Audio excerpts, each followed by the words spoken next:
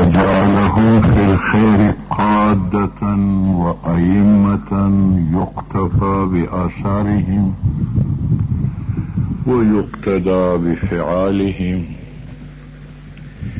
وترغب الملائكة في خلقهم وبأجنحتها تمسهم، ويستغفر لهم كل رطب ويابس وحيتان البحر وهوامه وأنعام البر، وسلاه على الأعداء وتزين عند الأخلاء. التفكر فيه يعدل الصيام، ومدارسته ساعة تعدل القيام. رواه الحافظ عبد البر في جامع البيان.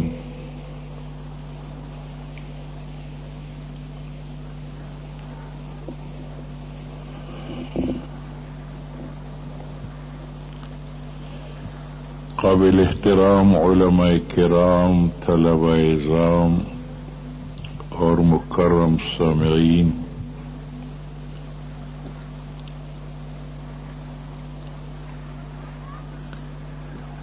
ستاسو په مخ کې ما د جناب نبی کریم صلی الله علیه وسلم د حدیث یو څو جملې را نقل کړي.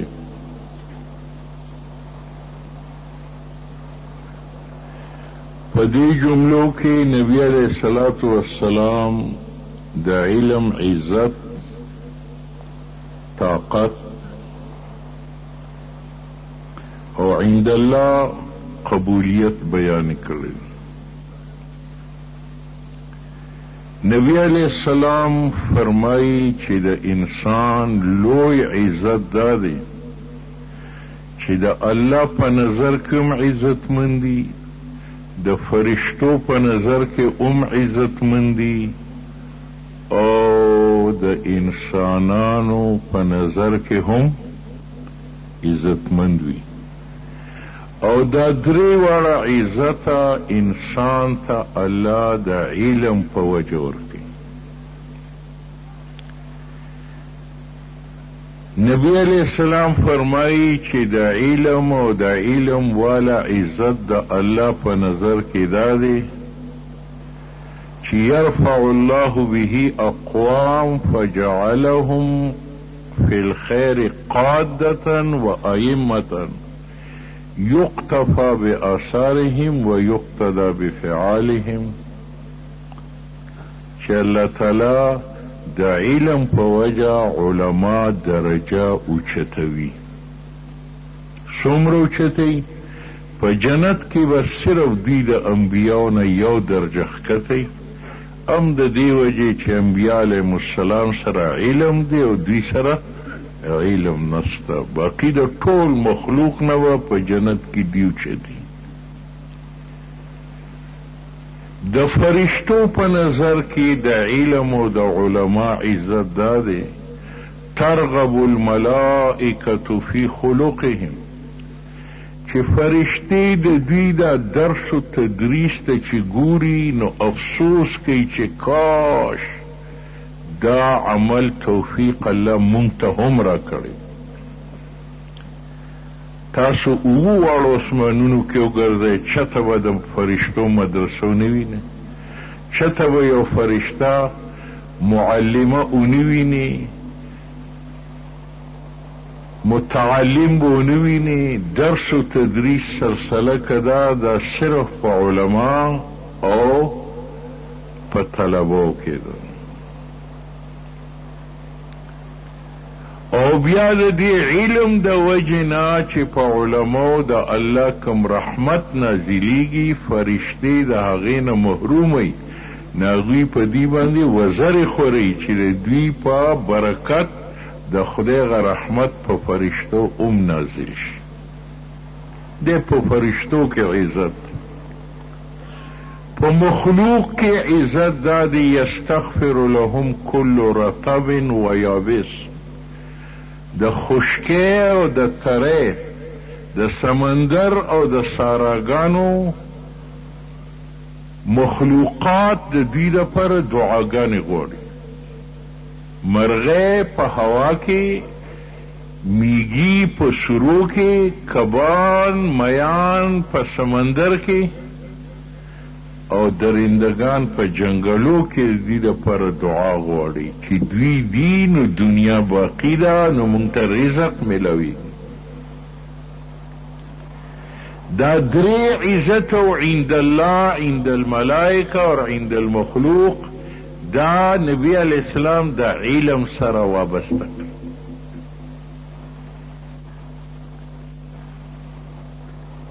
که مونږ خلک وایي چې مونږ د علما عزت نه کوو، په 1500 باندې امام ساتو، که مري او که ژوندي وي خو دا 1500 به وله ورکوو. نو ګوره دا دنیا یو کور دی، د دې مالک الله دی. که مونږ د دې علما عزت نه کوو نو د دې کور مالک عزت کوي. يرفع الله به اقوام فجعلهم في الخير قادة وأئمة. بیا نبی علیہ السلام او فرمایل چې د انسان دو طاقت دی، یو دا دی چې د دشمن په مقابل کې مضبوطی، او دویم دا دی چې په دوستانو کې اعتماد وي. او دا دواړه طاقت په انسان کې د علم د وجې نه راځي. صلاح علی الاعداء، لکه څرنګې په دشمن باندې چې ته غلبه د ټوپک په ذریعه حاصله، نو دارنګې د علم په ذریعه الله دشمن باندې تا ته غلبه درکړي. وتزین عند الاخلاء، او په دوستانو کې اعتماد پیدا کوي. د علم د وجې نه په علماء ستاسو اعتماد ده که نه؟ که د محلي یو لوی نواب مصلي ته مخکې شي نو تاسو پسې موز نه کوئ، که مشرف مخکې شي موز پسې کوئ، او دغه شلیدلو جامو کې مولا چې مخکې شي نو سترګې پټې کې موز پسې وکړي. ټیک ده که نه ده؟ په تاسو کې اعتماد دی او په دشمن رعب دی. د امریکې خوب حرام کړی دی. امریکانان چې ټټۍ ته ځي نو اوملته چوکیدار ودرې چې طالبان را نشي، لږ زما پورې ودرې. نو درې واړه عزته د علم د وجې نه او دواړه طاقته د علم د وجې نه دي. او مزید نبی علیہ السلام فرمایل چې عبادات په دوه قسمه دي، یو منفی چې سړی ګناهونه نه کوي با وجود د قدرت نه، او بل ایجابي مونځ روزه. د دې دواړو عباداتو ثواب الله عالم ته ورکوي. التفکر فیه یعدل الصیام، لکه د روجې په حالت کې انسان د تمام ګناهونو نه محفوظ دی. نو دا علم کې غور فکر کول، مطالعه کول، دا د روجې برابر دی. او روجه د تمام ګناهونو د پرېښودلو نوم دی، نو علم د تمام ګناهونو د پرېښودلو نوم دی. تاسو یو عالم جواباز لیدلی دی، فیلم هم لیدلی دی، شرابیم لیدلی دی، قاتلم لیدلی دی، تاش کوونکي هم لیدلی دی، هیڅ هم نه کوي. هسې په اوچه بدنام ده. مولانا روم لیکلی دی یو ښځې بیس ساتلی او یو کټې ساتلی، هغې به د شپې اوړه واغږل، نو هغه بیس به لاړ، هغه اوړه به یې خوړل او اوړه به یې واغشتل، د کټي په خولې باندې به یې ومږل. هغه ښځه چې به راپاسې د کټي خولې ته به یې وکتل، سوټۍ به یې راواخست، صوباړه یې ښه به یې ووه. په دویمه درېیمه ورځ محلي والا ورته وایي چې سړیه د انسان خو نه دی چې ځان پرانیزي او لاړ شي وړو خوري او بیا راشي په موږي ځان وتړي، ته لږ تحقیق خو کوه.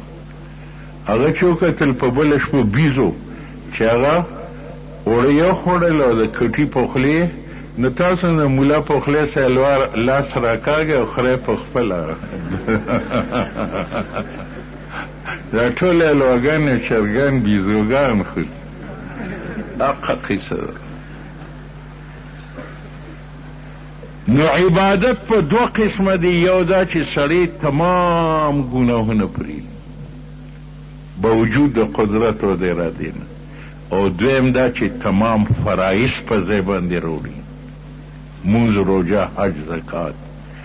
او په علم کې ومدارسته ساعتا تعدل القیام، او د دې علم درس و تدریس یو غړی د ټول شپې د عبادت برابر دی.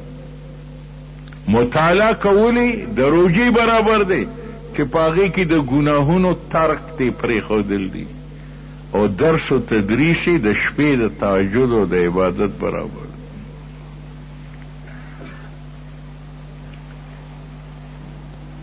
چونکې په علم کې دا کمالو، نو د علم ټول زور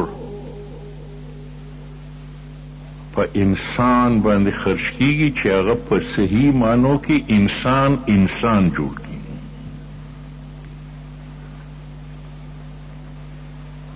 قرآن کریم فرمایلی دي چې کم خلق د قرآن او د حدیث نه محروم دي، لهم قلوب لا يفقهون بها ولهم آذان لا يسمعون بها ولهم أعين لا أولئك كالأنعام. دا علم نه بغیر زوی کېدلی نشي. هغه پلار مرتبه پیژني نه، د مور مرتبه پیژني نه. حضرت عمر ته رضی الله تعالی عنہ ته یو بوډا سړی راغی او ورته ویې حضرت زما زوی ما وخي د کوره مې بس د لاسه مې نوړی شوکوي، ګورېږي راته، برن راته ګوري. ورته ویې ته تې خپل بدل واله. هغه ورته یې زه بوډا یم، هغه ځوان دی، یو دیکره کې 10 سولې را باندې اړوي، ته څه علاج وکړه. حضرت عمر هغه زوی راوغوښت، پته ولګېده چې هغه ټول عمر په غرو کې چیلې سرولي دي، د علم هوا پې نه وه لګېدلې. نو حضرت عمر ورته ووایي هغه بوډا ته چې وایي دا باقي ژوند ته زما سره دیر که، دا ښکرور غوی دی تا و په ښکرو باندې اوښتې. نو ګوره د حضرت عمر د قول نه دا معلومه شوه چې خپل زوی د علم نه محروم وي، نه هغه پلار نه ګڼي، د هغه مقام نه پیژني، هغه د مور مقام چې کوم دی هغه نه پیژني. ورنه دا علم خو ستا ځوان زلمي زوی ته وایي چې ته د پلار مخ ته یو ځلې وګوره، نو الله د مقبول حج او عمرې ثواب تا ته درکړي. نو چې کوم زوی چې دا علم وي او پلار وهي که هغه به د شفقت په نګاه ورته ګوري.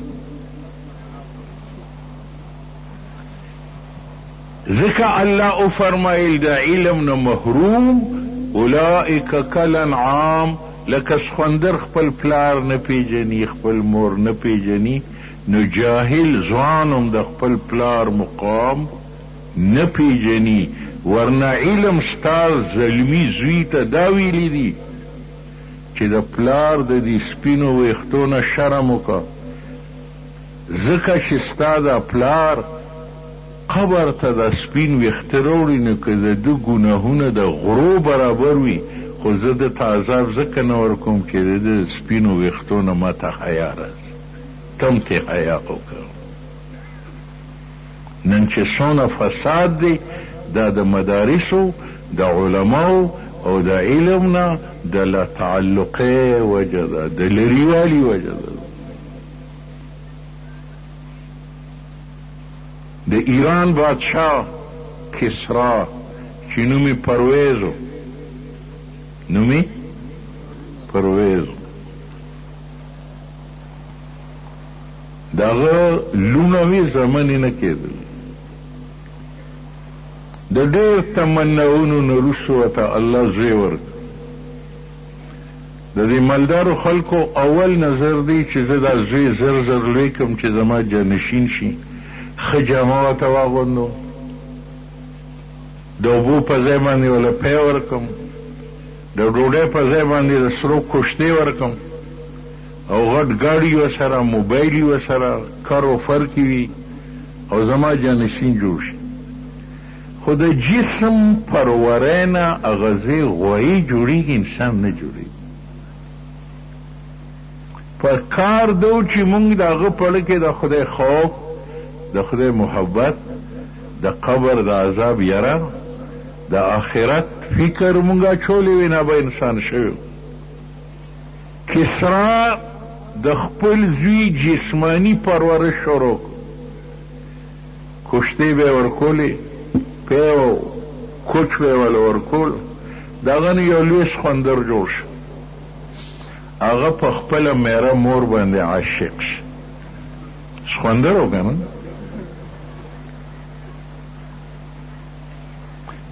په دغه دوران کې د کسرا پولیسو لیږه مدینې منورې ته چې هلته یو سړی پیغمبر راغلی دی او د هغه سر پرې کړه ما ته یې پیش کړي. پولیس خو دې خوا روان شو. هغه زوی یې موقع ولیدله چې پلار مې یوازې دی، نو روان شو چې دې مړ کړم. پلار یې د هغه په خیالاتو پوه، هغه یو بوتل کې زهر واچول او ویلي چې دا د مردومي طاقت لپاره بهترینه کشته ده. شهزاده راغی، کسری مړ او چې ویې کتل چې په شیشه کې کشته پرته ده، هغه یې څکل، او خو زهر و هغه ملته مړ شو. لوري جانشینه شوه. وروستو بیا هغه پولیس نبی علیه السلام ته ورسېد او ورته ویې چې موږ خو ستا د قتل لپاره زموږ رب را لېږلي، نو حضور ورته وفرمایل ان ربي قتل ربکم، چې زما رب ستاسو رب قتل که زه په مخامخا. او دغلته وی چې هغه قوم کامیاب نشي کېدی، لا یفلح قوم، هغه قوم کامیاب نشي کېدلی چې هغوی د خپل مملکت اختیارات ښځې ته ورکړي. چا ته ورکړي؟ ښځې ته ورکړي. پوه شوې؟ علما وایي د خپل بیګم نه مشوره ضرور اخیستل پکار دي، خو په هغه مشوره عمل کول ضروري نه دي. ابوی چې د مور د کور وباسه، د پلار له جامې مه کوه، د له اختر له سپلی ماله، نو مشوره تې ضروره له، خو د هغه مشورې الټه چلېږه. الټه چې الټه کړي نو هغه نیغېږي. لکه د ټوپۍ الټه ده، نو دا الټه که نه سیده شه که نه شه. نو هغه پرویز کسرا د دې وجې نه د حکومت خاتمه وشوه چې هغې ظالم زوی نو پاللې، سخوندر یې پاللې. نو په علم سره انسان جوړیږي. کالج او یونیورسټي وکیل جوړی، انجینیر جوړی، ډاکټر جوړی، لیکن دا مدارس عالم جوړی. دا دیوبند جوړ کړی نمونه ده. د ده وجود د وکیل نه، د انجینیر نه، د ډاکټر نه زیات ضروری دی. ډاکټر د بیمارو ضرورت دی، د تندرست سړی ډاکټر له نه ځي که ځي وله، او دی د بیمارو ضرورت دی، او د طاقتورو نکاح به کوي که نه کوي، جنازه به کوي که نه کوي، دم کوي به که نه به دم کوي. انجینیر د امیرانو ضرورت دی چې په څلورو کنالو کې بنګله جوړوي، نو 100 لکه روپۍ انجینیر ته ورکړي چې نقشه جوړ کړه. مونږ غریبانانو ته د انجینیر ضرورت شته، لیکن دا د امیر ضرورت هم دی او د غریب ضرورت هم. وکیل د دویم نمبر سړي ضرورتي چې چا پولی والی، د چا په کوټۍ قبضه کړي، د چا دوکانې کړي، نو هغه ته وایي د یو سره ننان مې دروغ میلاو که او زما مقدمه وګټه دا پیسې واله. نیک سړی چې د وکیل له ځي، لیکن دې د نیک او د بد د دواړو ضرورت دی. چونکې د علم کار ډیر لوی دی. یونیورسټي به یو سړی انجینیر جوړ کړي، هغه انجینیر به گورنر هاوس جوړ کړي، لیکن گورنر چې کوم دی بیزو ده، نو زه په هاوس څوکم. انجینیر به صدر هاوس جوړ کړي، لیکن کارغه دی ټان ټان کوي، نو دغه هاوس ماته انصاف راکولی شي.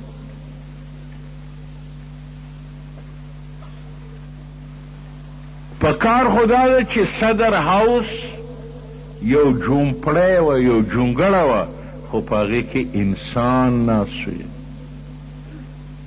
نو موږ ته به انصاف مهیا کېده. د دې وجې نه علم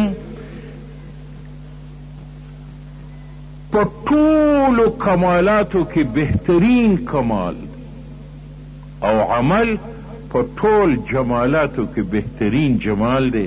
د علم نه لوی کمال نشته او د عمل نه لوی جمال نشته. علمي هغه د چا کوټې او د چا ګاډي ته او د چا کرسۍ ته نه ګوري.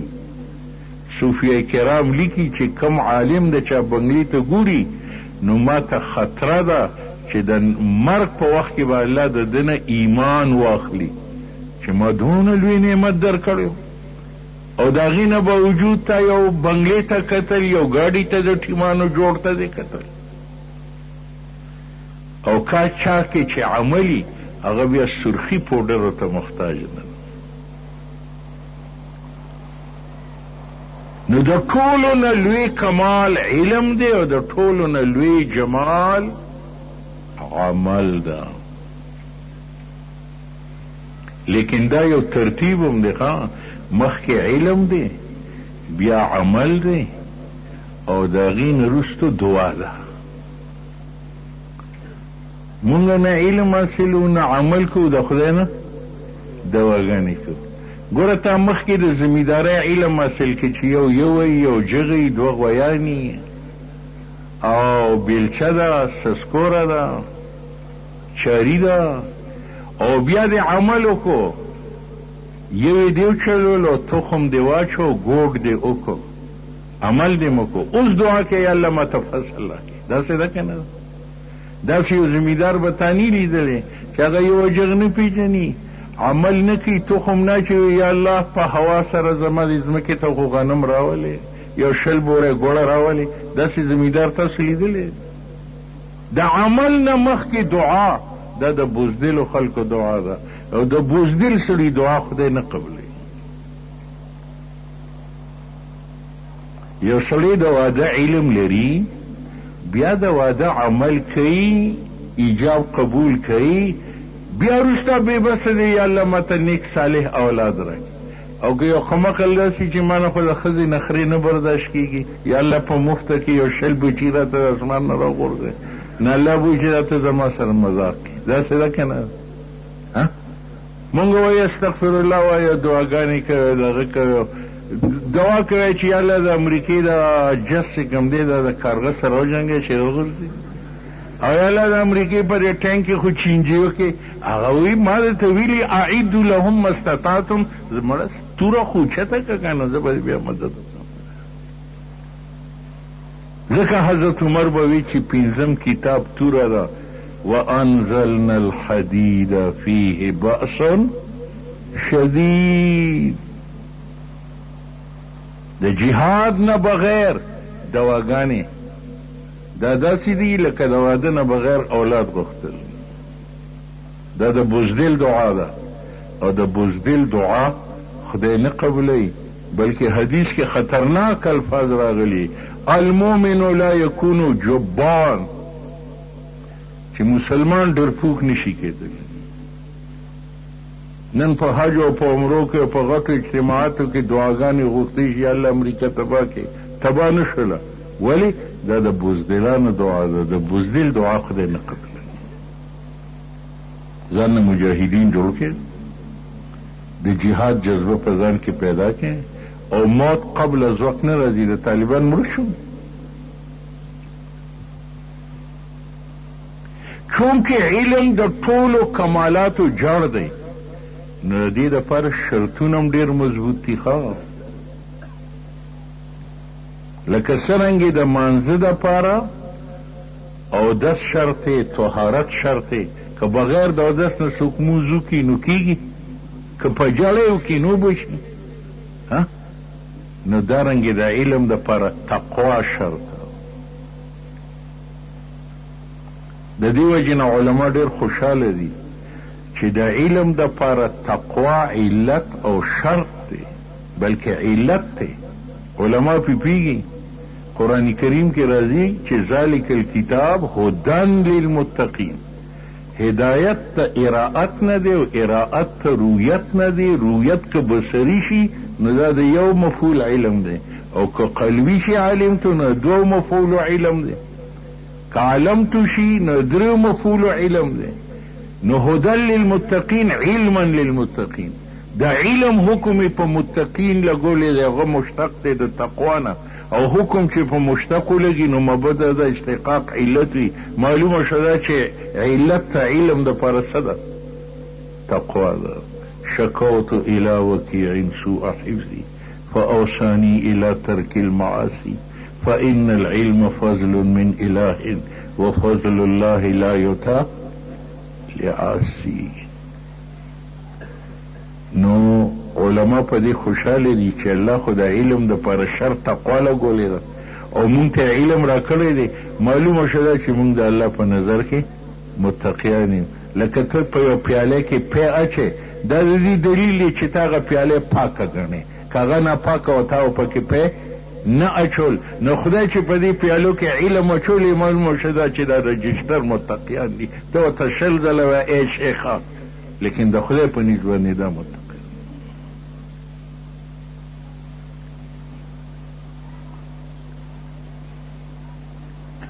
حدیث مبارک کې راځي چې په کم کور کې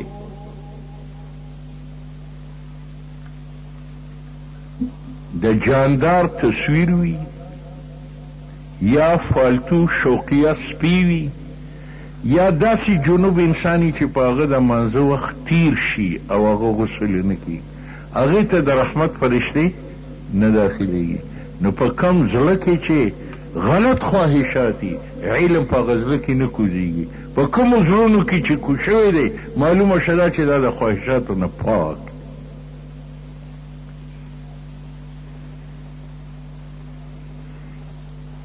خو نو فاضلانو ته وایم چې د علم آداب دي هغه په ځای راوړی اول د استاد ادب وکړئ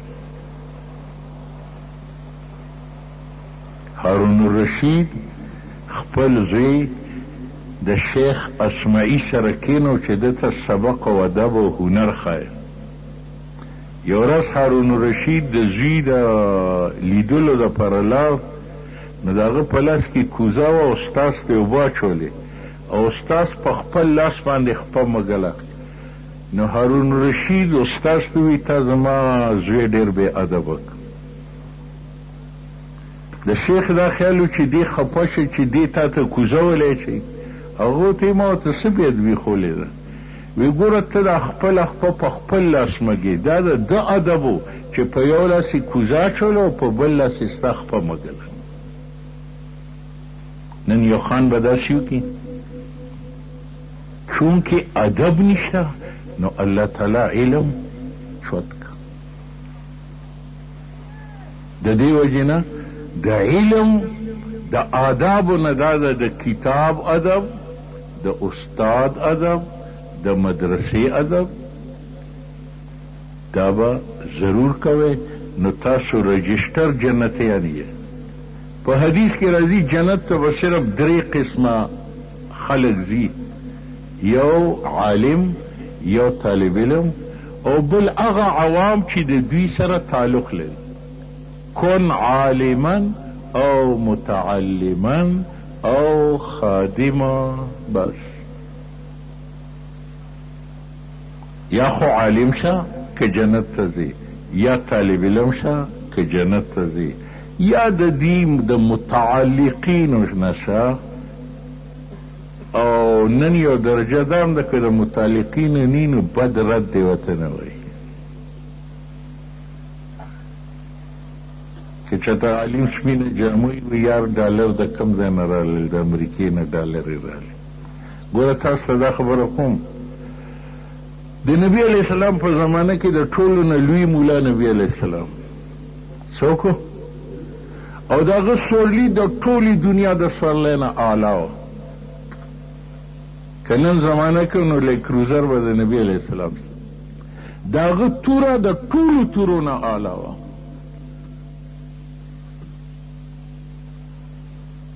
د هغه لباس د ټولو خلکو د لباس نه اعلی و یو ځل د یمن نه یې سوټ راوغوښت 50,000 روپۍ یو سوټ و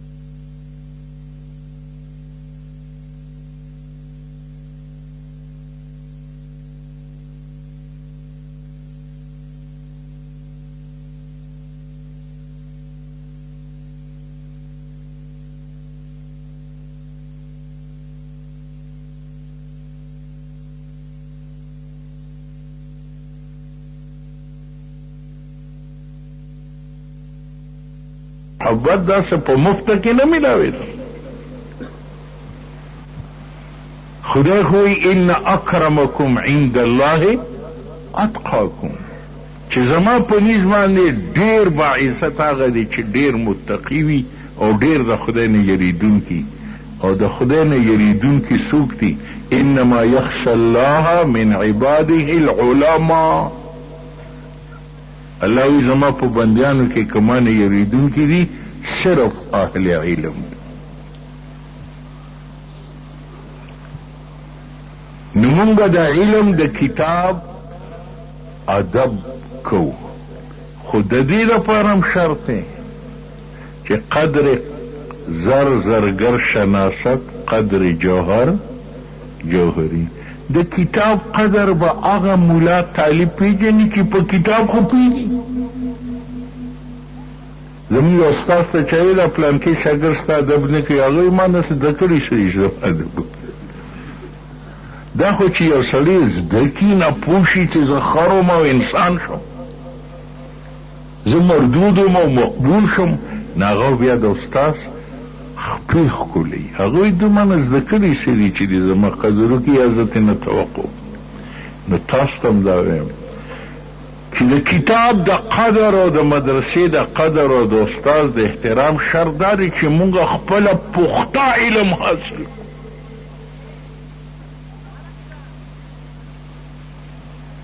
د پختګي په هر شي کې کمال دی او د کچوالي په هر شي کې نقصان دی کم شی چې کچی اب خپل رنګ پریدي خپل ذات په پریدي پردی رنګ به اختیاري ګوره پیدي کچه دي ته په هغې کې اوبه واچوه بیا واچوه بیا واچوه بیا واچوه دې پورې چې اوبه ډېرې شي نو هغه د پیو رنګ به ختم شي اوبو رنګ ښکاري که نه ښکاري د پیو خوند ختم شي د اوبو خوند پکې راشي که را نه شي د پیو خپل نوم خپل رنګ خپل بوی ولې پرېښود چې هغه کچو او دغه پی چې ته پاخه کې او پیره یې راولې او توم نه ورته واچوې ویې شربې او کوچ ته یې وباسې اوس دا کوچ سمندر ته واچوه نو اوبه په کوچو کې دننه ځي هغه کوچ په اوبو کې ګډېږي همدقه پیو بچی دی خو پوخ شه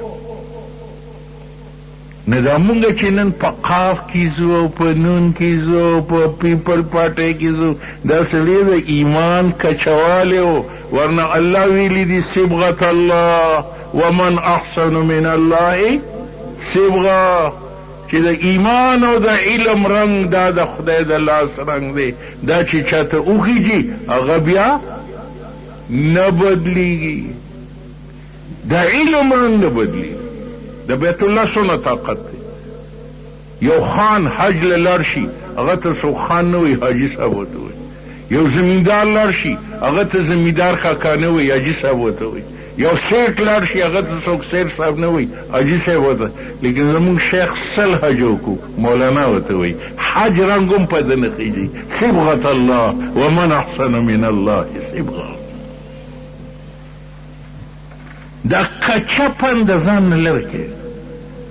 نیمه سپاره مې یاده کړه او یو قاعده مې د تجوید ویله او یو میزان صرف او صرف بهایي مې ویله. مونږ خو د متقدمینو کتابونه وایو نه. د متقدمین بعض غیر مسلمون تیر شوي دي، لیکن یقین وکړئ د علم او د علم کتاب ادب چې په هغوی کې کوم مونږ د هغې تصور هم نشو کولی. تاسو مناطقو ته کنزل کوئ لکه په دې عوامو کې چرسیان بدنامي. نن سبا په دې مدارسو کې مناطقه بدنام دي. میر سید شریف پوخ منطقي دي.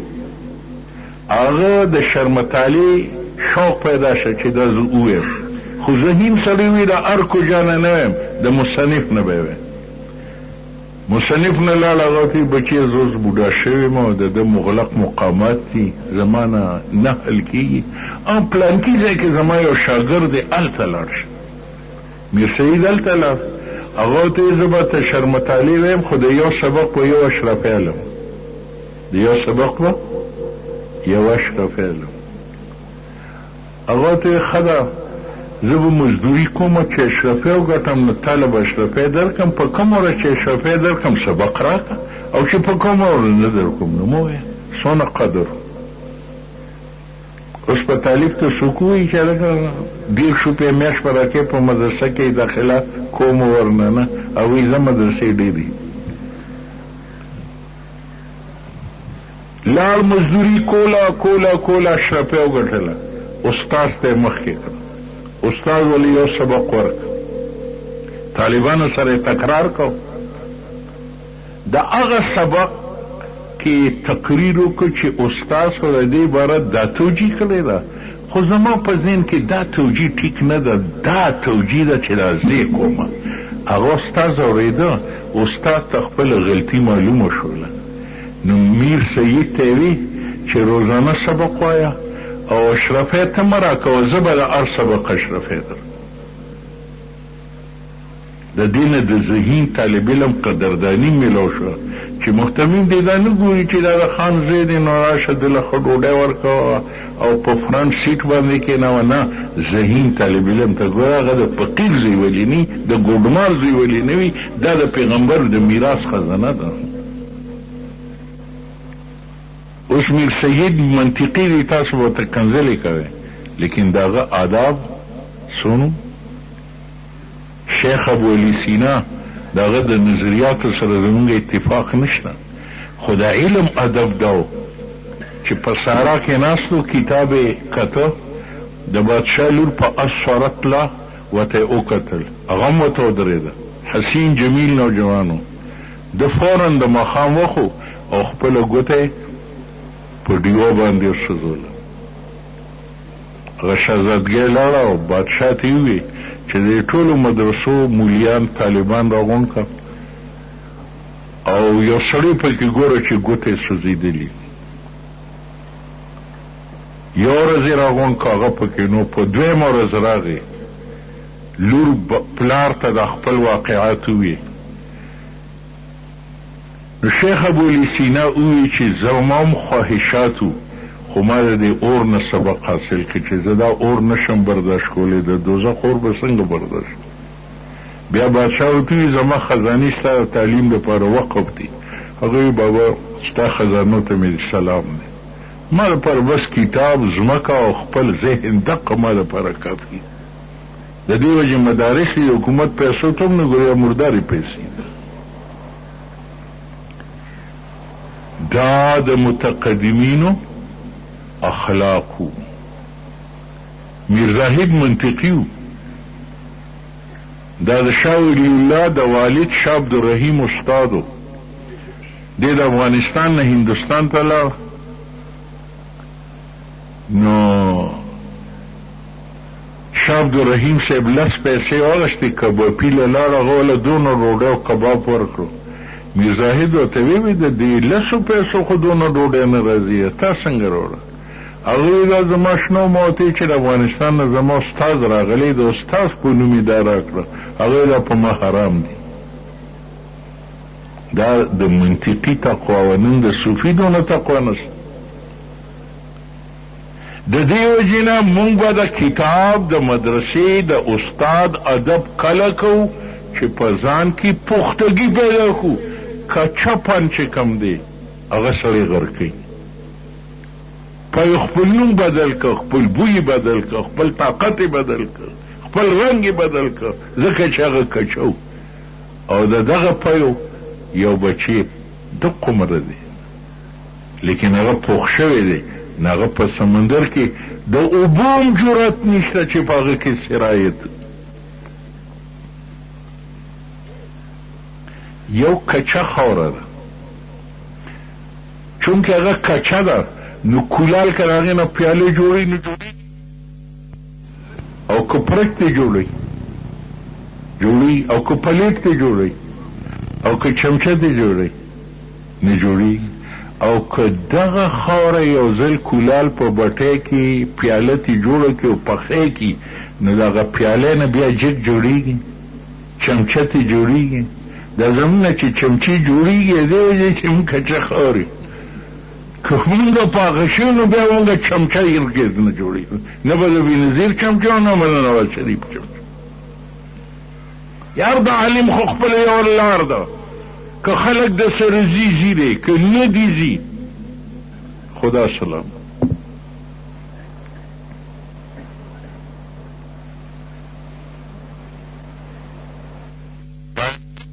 نن د هرې پارټۍ چمچې جوړېږو، مونږ په ایمان کې کچه خاور یو.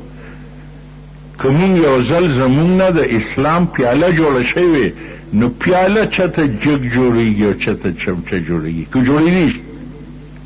تاسو روزانه په دې پټو کې خښته اچوئ که نه اچوئ؟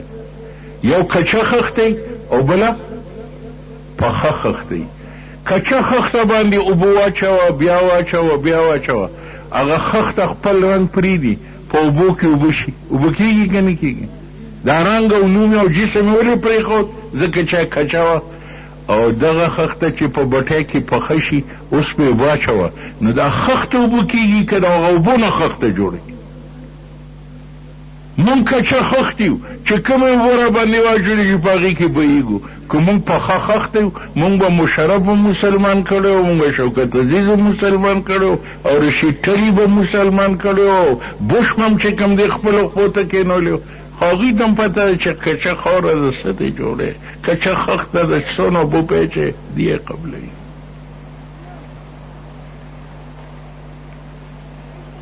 د دې وجې نه افلاطون لیکلي دي چې د کچه پن نه کمزوري په مخ د ځمکې نشته، او د پخته پن نه طاقت په مخ د ځمکې نشته.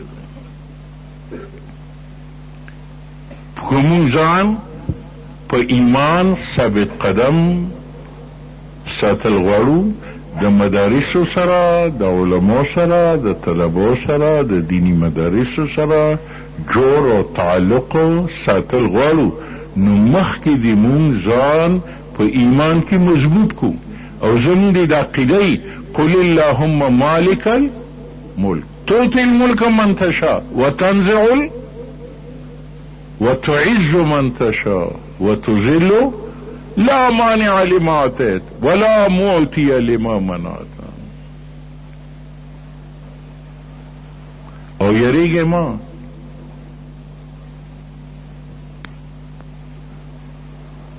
چې پختګي حاصل شي نو بیا به دا یره لږ شي. حضرات صحابه چې اسلام ته رالل نو څوک د ورځې مسلمانو، څوک د ګنټې مسلمانو، څوک د منټ مسلمانو. نو هغوی نبي علیه السلام ته شکایت وکړو چې رسول الله داسې وخت به په موږ راشي چې په ارام به ډوډۍ خورو، داسې زندګي ده، په یو لاس کې م تورې او په بله باندې نوڼی ماتو. داسې به مخ راشي چې د کور ټول افراد به ویده شي او په ارام خوب وکړي. داسې زندګي د پلار وده دی، زوی سر ته ولاړ دی څوکیداري کوي، زوی وده دی پلار یې ولاړ دی، د کفارو خطره ده. نو نبي علیه السلام دقه خبره وکړه، وی ستاسو نه مخکې چې کوم خلک به په اسلام کې پختګي حاصلوله، نو د پختګۍ نه وروستو کفارو به د هغوی په سر باندې اره کېښوده او تر خپو پورې به یې دوه ټوکړی که، هغه به هغوی برداشت که، خو اسلام به یې نه پرېښود. کفارو به د هغوی چمړه د سر نه تر خپو پورې وویسته، هغوی به دا برداشت کوله، خو اسلام به یې نه پرېښود. کفارو به دا اوسپنې په ګومنز باندې د هغوی غوښې چې کوم دی ګرولې، خالی ډوکې به یې پرېښودل، هغوی هغه برداشت کوله، خو اسلام به یې نه پرېښود. کفارو به هغوی ته کویو کنیست، هغې کې به یې ورکوس کو او همیشه لپاره به یې د هغه اواز خاموش کو، هغه دا برداشت کوله، خو اسلام یې نه پرېښوده. نن مونږ ځکه حق سره نه وي چې خان به مې د کوټې نه وباسي، ما نه به ځمکه والي، سړی رازق خو الله دی. ترکت اللات والعزى جميعا كذلك يفعل الرجل الرشید. په ایمان کې پختګي ضروري ده. مونږ سره دا هم یاره ده چې بیا خو به راندا ټول خلک جدا شي، وایي دا ټول خلک که مونږ سره یو وي او خدای ناراضي، نو دا خلک هم د خدای نه بچ کولی شي. او که دا ټول خلک ناراضي او د خدای مدد تا سره ای، نو دا خلک تا ته نقصان رسولی شي نه. باید دا ایمان پکار دی چې ټوله دنیا راضي خو خدای ناراضي، د دې نه غټه کمزوري نشته. ټوله دنیا دی ناراضي خو خدای دی راضي، ته باقي. ما عندکم ینفد وما عند الله باق. کم شي ته چې د خدای لاس ولګي دا نه ختمیږي، د کوم شي نه چې د خدای لاس شت شو ستا په لاس کې راغی هغه ختمیږي. د اصولو خود ما عندکم ینفد وما عند الله، کوم شی چې تاسو سره دی هغه ختمیدونکی دی، او وما عند الله علما د دې مثالونه پیش کړي. تا سره په منجي کې اوبه دي هغه ستا سره دي، په تالاب کې تا سره اوبه دي هغه تا سره دي، هغه ختمیږي که نه ختمیږي؟ که د حوض نه اودس ونم کې نو په هوا سره هغه الوزي، او ورځ دا شي چې هغه حوض کنده اوچوي، وي که نه وي؟ او د حوض نه وړه چشمه ده، هغه د خدای په لاس کې ده. خلک یې نه مشکیزم به کوي، غویان هم ته اوبه کوي، خپل هم ته نه ځمکې ته نه څیرا کوي، رښتیا د وړې چشمې اوبه ختمیږي؟ ولې؟ دغه تالاب تا سره او هغه چشمه د خدای په لاس کې ده. اوس یې پوه شئ، کم پی چې ستا په دیچکي کې دي، ستا په پتیله کې دي، هغه تا سره دي، نو دوه ځله چا پکې پخه کې هغه وي که ختم شي؟ لیکن دغه پی چې د غوا په غولانس کې دي، سار یې اولشه ماښام بیا ډکه، ماښام یې اولشه سار بیا ډکه، هغه د خدای په لاس کې دي، هغه ختمیږي نه. داسې ده که نه ده؟ ما عندکم ینفد وما عند الله باق. بس دا عقیده وساتئ که زه خدای ته ورسېدم د چا پلارم زما ویښته نشي کولی، او که زه د خدای نه جدا شم د چا پلار زما حفاظت نشي. تاسو بازار ته ځئ، سار تاسو وینئ د ریړې د امونو نه، د امروتو نه، د شلتالانو نه ډکې که نه؟ خو دا تاسو سره دي، ځکه ستاسو په ریړو کې، نو ماښام ختمي که نه وي؟ او دغه میوې چې د کومو اونو نه راځي، تاسو هر کال د هغې نه میوه شو کوئ په ایمان، او هغې کې میوه ختمیږي که بل کال پکې بیا راځي. ما عندکم ینفد وما عند الله باق. دا کائنات ذالک الکتاب، دا ځمکه اسمان دا یو کتاب دی، دا تاسو ته سبق ښیي. هر شی چې د خدای په لاس کې نه ختمیږي، او کوم چې د سړي په لاس کې. د دې آیت ورد وظیفه کوي، ما عندکم ینفد وما عند الله. د خدای نه وروسته د ټولو نه مهربان څوک د مور ده، ده که نه؟ دغه وجه چې وغورځېږي خدای نخواسته خپلې خوږ شي، وایي مورې. معلومه شوه چې د خدای نه وروسته کوم مهربانه ده هغه مور ده. لیکن کله چې بچی د مور په غېږ کې وي نو هغه ټوخېږي که نه، نزله وي که نه وي، زکام وي که نه وي، بخار وي که نه وي، ولې دا د مور په غېږ کې دی. او د پیدا کېدو نه یو لیش مخکې د مور په خېټه کې د خدای په لاس کې دی. هلته تبه شته، کنسي شته، بخار شته. ما عندکم ینفد وما عند الله باق. د دې وجې نه مونږ دا وظیفه وګرځو، ما عند الله، ما عندکم ینفد وما عند الله باق. او بیا مونږ خپل ځان باندې دا چشمان کو چې څو پورې مونږه د الله سره یو نو مونږ به باقي یو، او که د الله نه جدا شو نو مونږ به فنا کېدونکي بیا مونږ څوک نشي ساتلی. کوم سړی چې د خدای سره ملاو شو هغه ژوندی دی، خو هغه په قبر کې ولې نه، او کوم سړی چې د خدای نه جدا شو امواتن غیر احیا، خو هغه د اسلام آباد په بنګلو کې ولې نه وي، هغه مردار دی، هغه مړ دی. لنحيينه حياة طيبة ولنجزينهم بأحسن ما كانوا يعملون. لیکن په ځان کې د مقابلې جرأت پکار دی چې د باطل سره به مقابله کوم. شیخ عبدالقادر جیلانی رحمت الله علیه فرمایي چې مسلمان د هر شي سره مقابله کوي، خو تقدیر چې راشي که نه نو تقدیر په مخ کې اتیار غورځوي، وی د سره مقابله نشم کولی. شیخ لیکلی دی انا انازع الحق بالحق للحق، وی زه د تقدیر سره مقابله کوم، د تقدیر په ذریعه به. وی ګوره زوږه کېږم، دا د تقدیر فیصله ده، خو دویم تقدیر ده چې مړی ماته که او خولې کې واچوه، هغه مخکې تقدیر اوس غلوه، مقابله وکړه که نه کړه.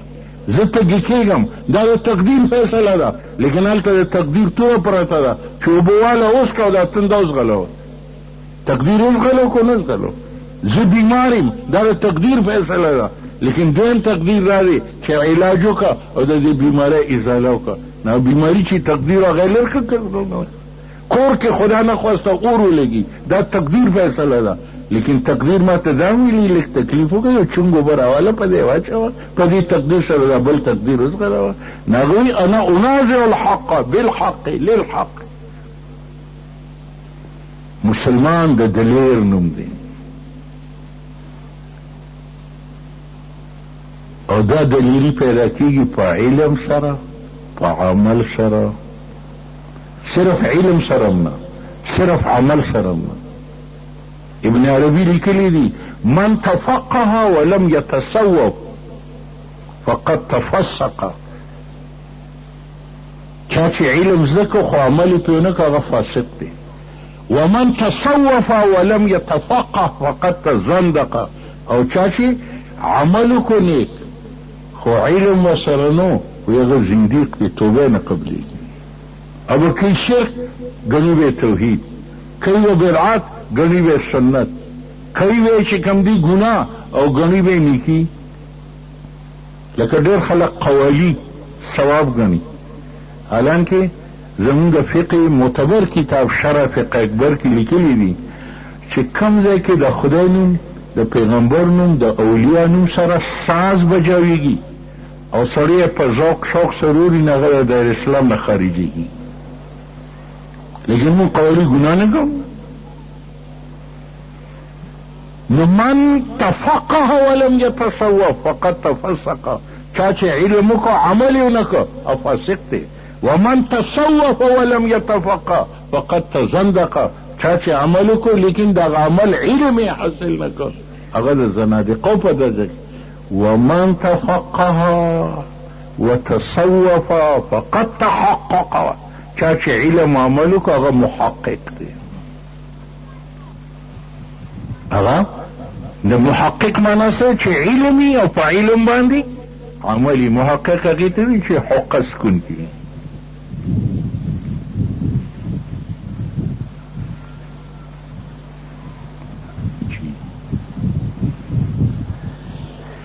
دا مخکې ما ته دې باره کې کاغذونه راغلي وو، دا م رالل چې د جامع حفصې فریدیه لال مسجد بی تاسو خو په میډیا باندې رستو اوریدل 4 میاشتې مخکې چې د علماء کرامو د حکومت سره تنازع راغله نو مولانا فضل الرحمن صاحب د وفاق المدارس یو وفد تشکیل کړ چې د هغې سربراه مولانا سلیم الله خان صاحب او هغه حکومت ته ولیږه چې دا زمون مدارس دي زمون بچي دي او که دا مدرسو غورځي حکومت ته به یو لار میلو شي یا نورو مدارسو د غورځولو نو تاسو به دې کې کوشش وکړئ دغه د بزرګانو وفد راغی او هغه اجاز الحق ته وویل چې ته که د دې ملیانو مدد نشي کولی کم از کم دونه وکړه چې د حکومت نه مستعفي شه ځکه د دې ملیانو پلار مولانا عبدالله مرحوم ستا پلار ضیاء الحق اسلام آباد ته د کراچۍ نه راستو او دا ځای وله ورکړو دا جومات یې وله ورکړو نو ته د هغه خپل پلار د نوم د خاطر کم از کم مستعفي شه خو دی ډېر لوی منافق دی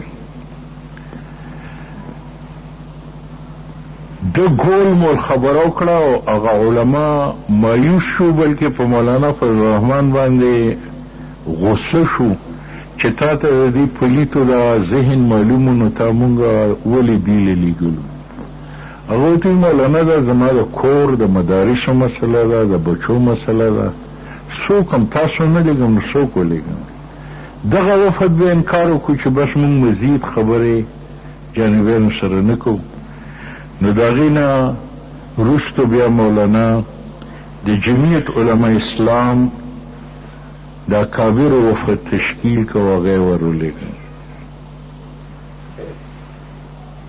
هغه ته د اجاز الحق وایي چې ستاسو حکومت دی په دغه کې صوبه سرحد کې تاسو هلته اسلام کم نافظ کړه چې دلته یې نافظ دی حالانکه هغې خبیث ته معلومه ده چې د آیین تعلق د نیشنل اسمبلی سره دی د صوبایي اسمبلی سره نه دی صوبایي اسمبلی تعمیراتو دپاره آیین سازه دپاره نه ده هغه د علما ته رالل او ویې چې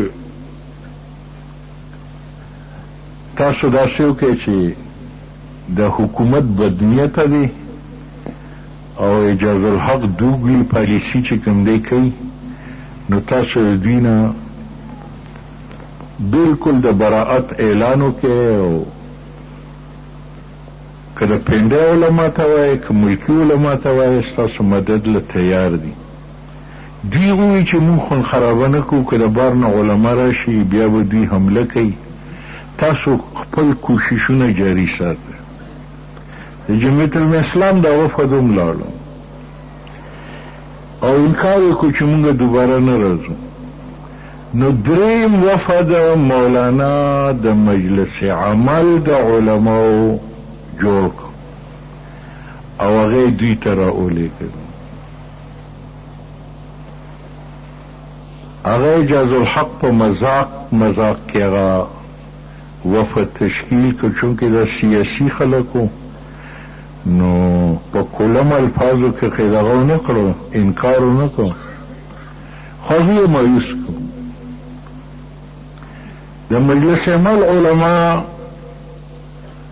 په لاجس کې مولانا ته وویل چې دا حکومت بدنیته دی او مشرف به خامخا دا حمله کوي دې امریکې ته دا ښودل غواړي چې په دې ملک کې دهشتګر موجود دي او زما مقابله د یو عظیم قوت سره ده د دې وجې نه زما حکومت هم برقرار کا تنخوا مې هم زیاته که ډالر راولېږه او که زه نه یم دا دهشتګر زما نه سوا بل څوک نشي ګټو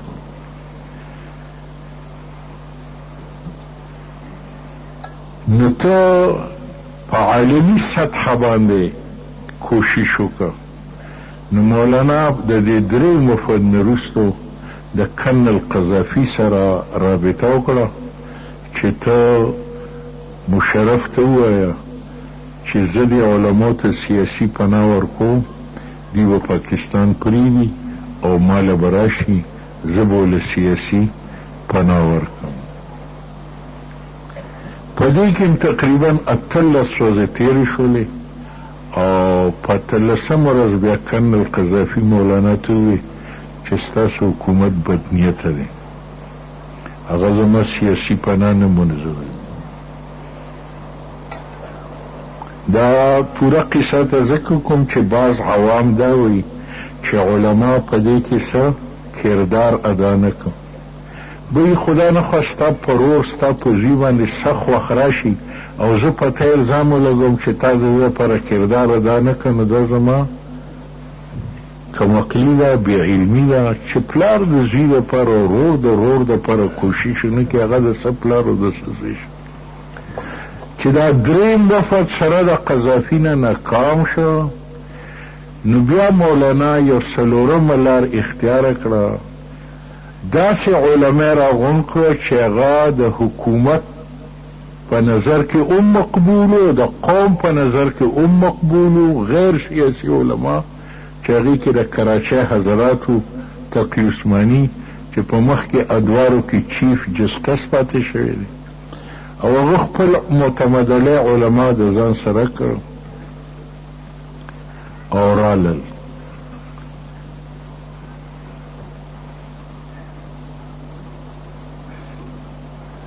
او د اجاز الحق سره خبره وکړه.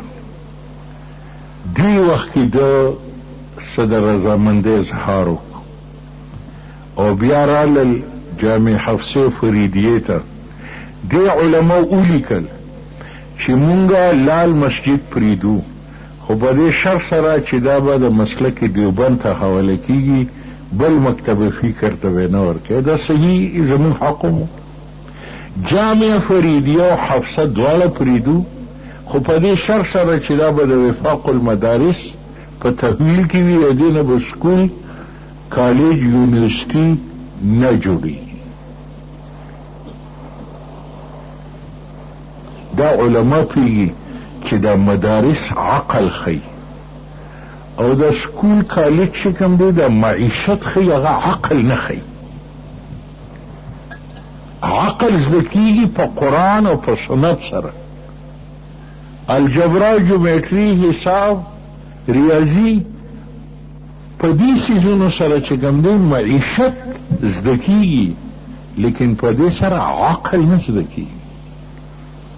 عالمگیر رحمت الله علیه د مغولو بادشاه او عالم دینو، هغه وکتل چې د علماو طلبات خلک سپک ګوري، هغه یو تالاب جوړ کړ د اوبو نه ډک او د کالج طالبان یې راوغوښتل او په دې تالاب کې به څو پیالې پیوي، هغه یو ورته ویل په دې کې به 1000 پیالې وي، هغه بل ورته ویل په دې کې به 100 پیالې وي. هغه پرنسپل چې راوغوښتل هغه ورته یې دې کړ 15 لکه پیالې.